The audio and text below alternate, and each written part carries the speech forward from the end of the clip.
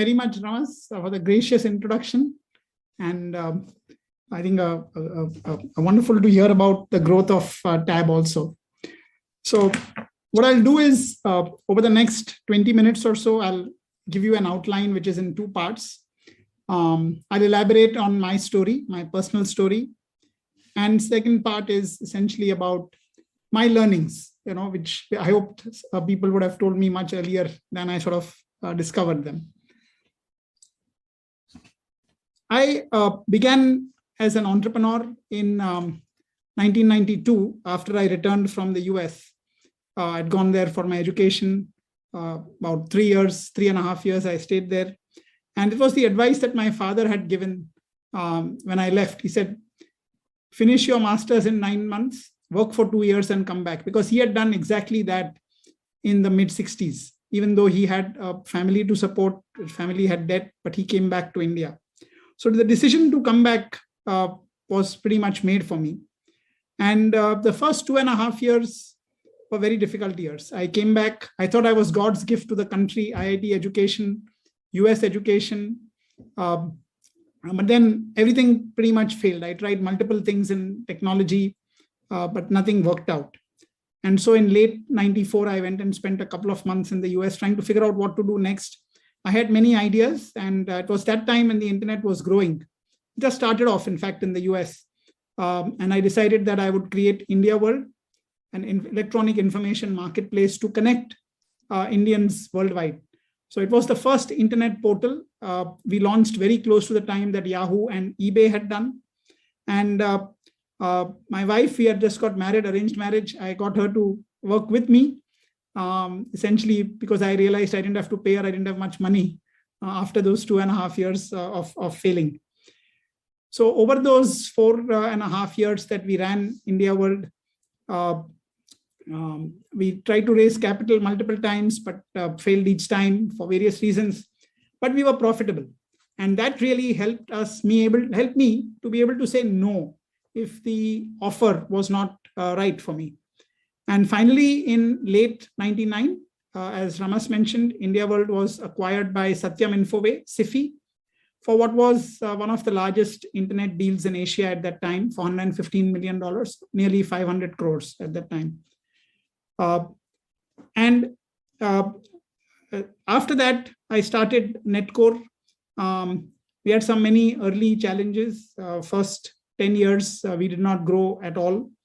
And what changed? So we were about 1 crore in revenue, 97 till about 2005 or so.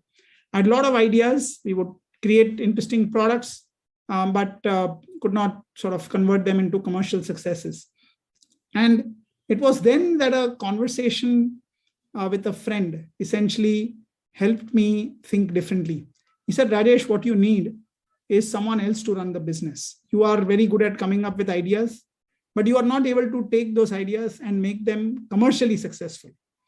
And essentially, that was the transition from me running the business. We were about 25, 30 people, I think, at that time, to bringing in first a chief operating officer in 2005, Girish, and a CEO in 2007, Abhijit Saxena.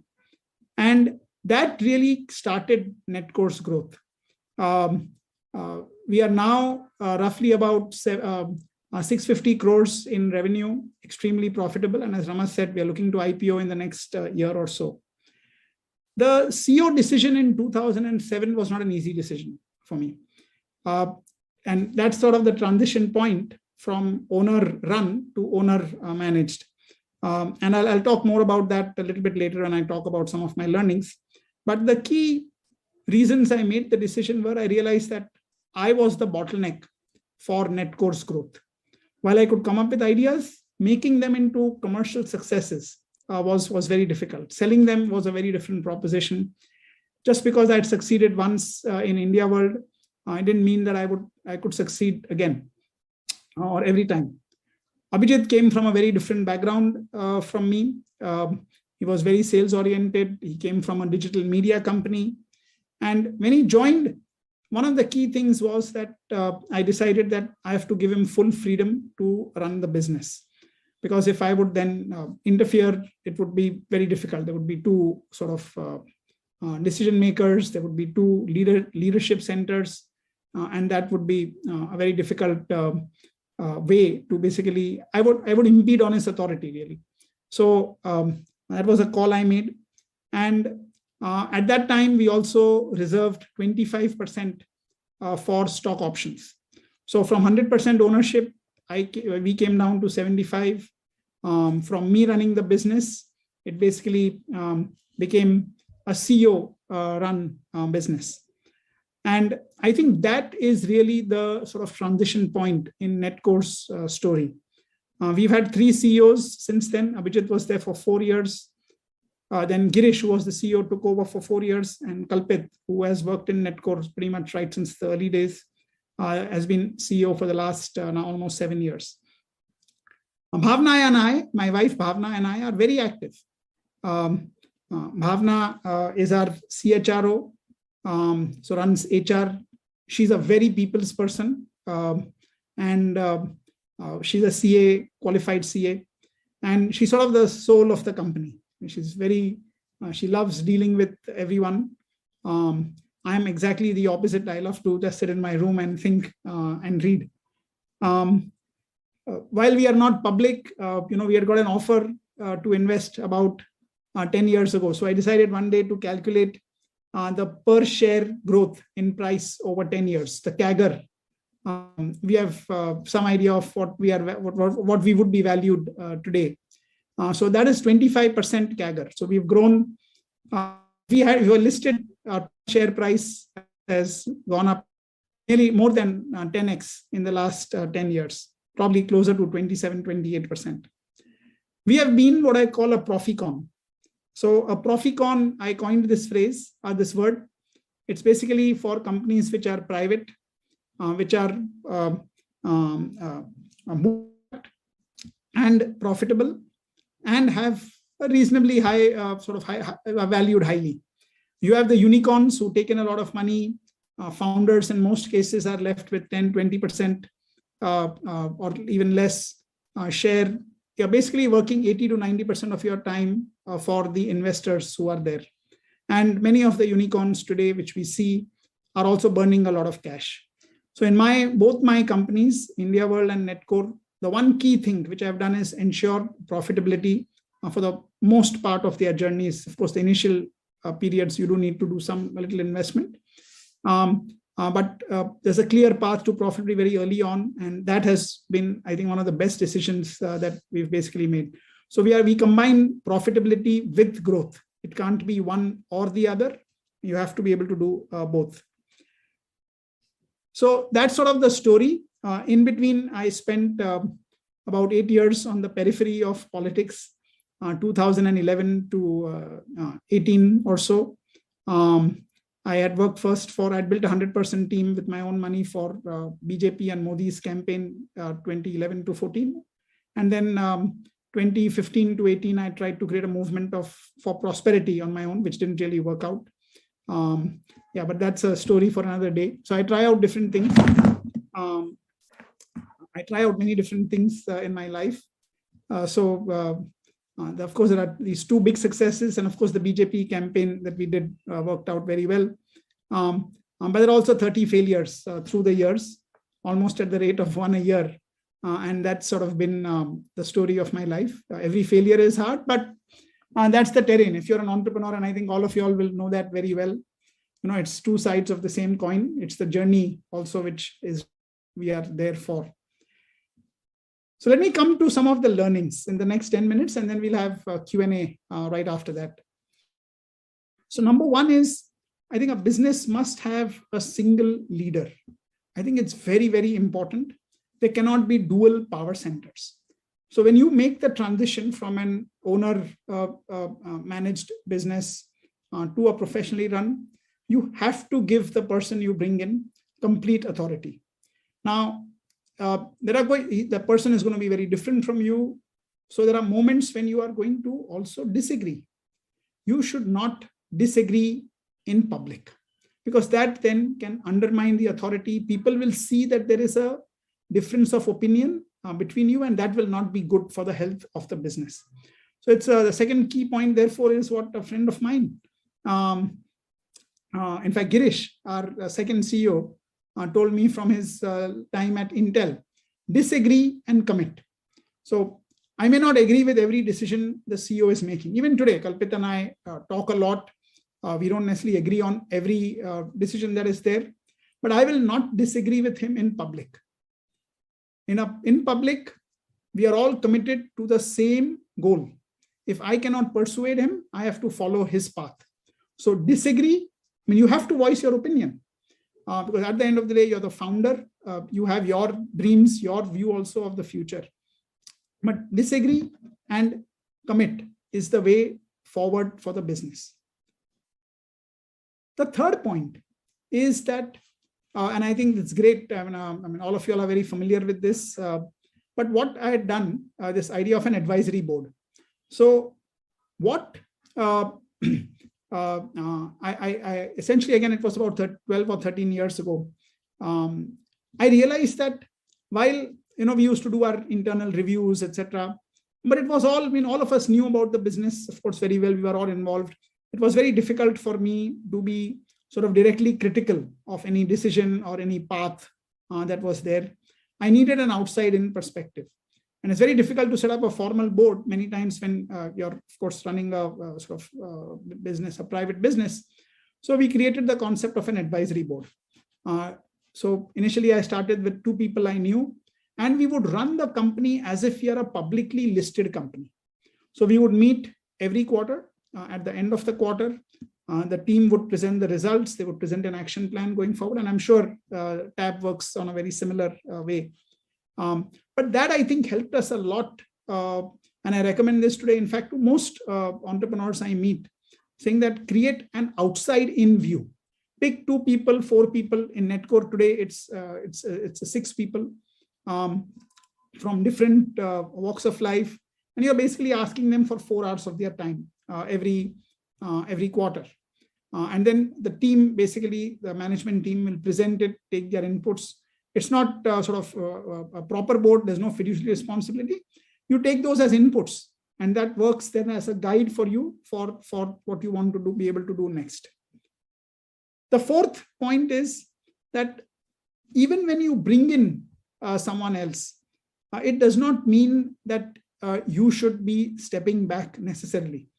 So the founder / the family actually has a lot of strengths. There are some strengths which are very unique to us as entrepreneurs. We are able to take the long view, the build to last thinking that is there, the ability to take probably much greater risks than a professional CEO may take at points of time. Very important to be able to set the culture of the company, because that is what people will also look up to you for. So the founder and family has an absolutely important role to play going forward. And you should be able to be there for people. And that brings me to my 5th point, which is what is it that you can do? Because you effectively have a CEO once you make the transition, running the business. So pick 1 or 2 areas that you are good at and then focus on those. In my case, I realized that I'm very good at taking that long view, working on sort of the breakthrough products. See, as entrepreneurs, when you're creating new things, you're also living in the future in some ways. You're creating for the future. So while the CEO has to work on ensuring that every quarter, the targets are met, the numbers are basically delivered on, the annual plan is worked on, you should be also able to come up with some breakthrough ideas.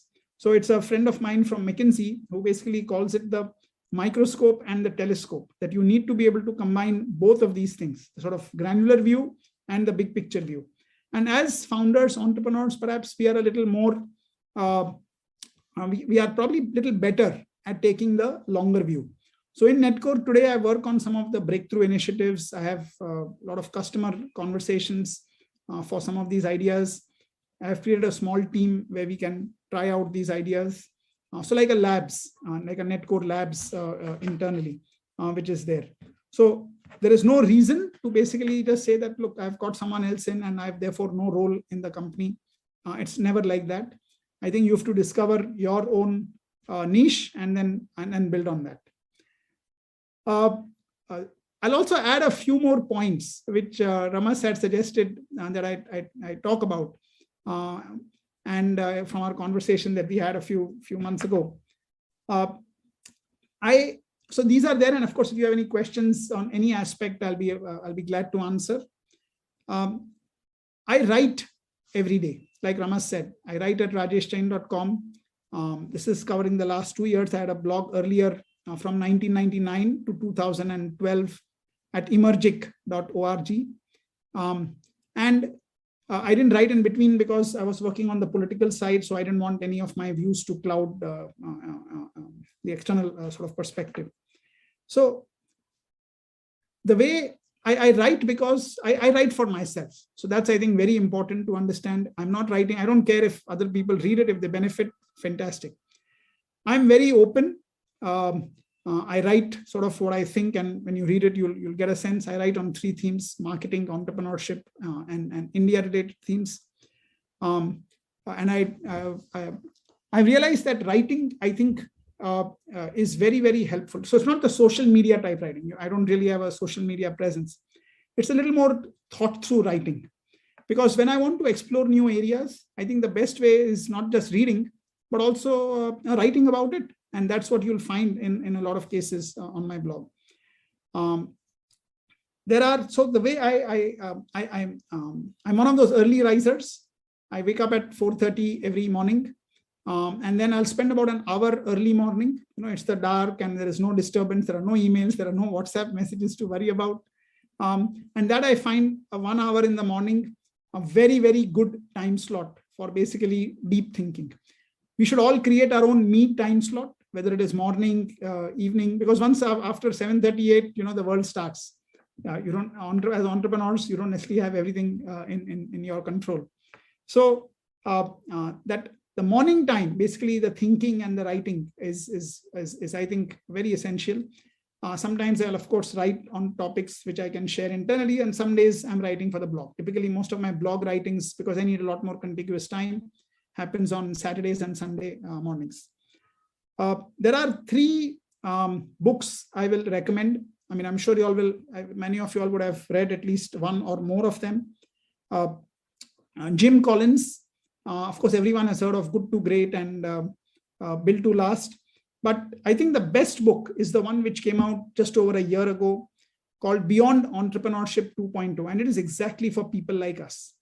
People who have basically gone through the initial stages and now want to create what he calls enduring great companies or build to last companies. So in the book, there is a map. I think chapter 6 has this map which brings together all of his ideas together. I would strongly recommend that you essentially, with your senior team, actually read follow the map, read the references that he has given.